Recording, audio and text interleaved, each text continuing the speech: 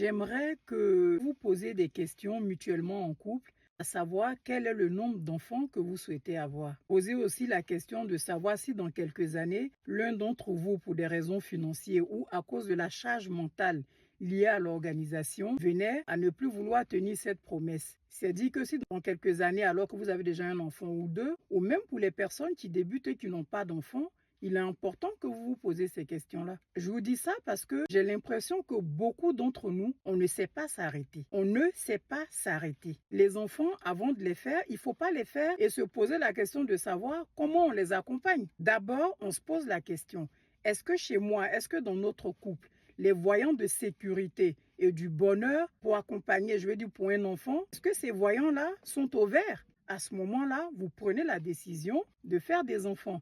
Si tous vos voyants sont au rouge, vous vous posez toutes les questions et que vous vous rendez compte que vous n'êtes pas capable d'accompagner un enfant, ne faites pas. Ne faites pas un enfant.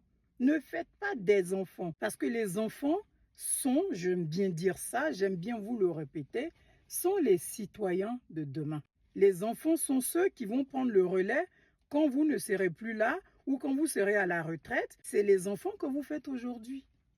Donc à un moment donné, quand vous vous rendez compte que vous n'avez pas tout ce qu'il faut pour accompagner un enfant, attendez, mettez le projet entre parenthèses.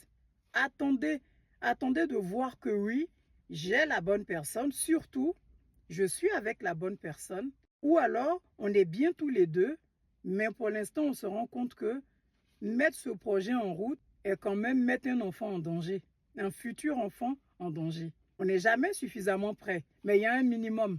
Il y a quand même un minimum avant de faire un enfant. Surtout psychologiquement. Il n'y a pas que l'argent. Je vois souvent des personnes, après une séparation, on décide de refaire la vie. On a le droit. Mais vous orientez comment votre recherche? Vous orientez votre recherche vers une personne qui ne souhaite plus avoir d'enfant parce que vous en aviez déjà dans votre ancienne relation.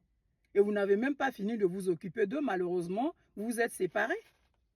Donc, quand vous êtes séparés, que vous avez déjà des enfants, vous vous orientez vers une personne qui ne souhaite plus avoir d'enfants.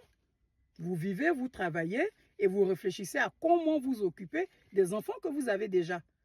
Pas les personnes qui se séparent, qui ont déjà des enfants, les enfants sont en train de souffrir et vous allez encore refaire une autre relation et vous refaites des enfants. Non. Je pense que c'est une question de bon sens.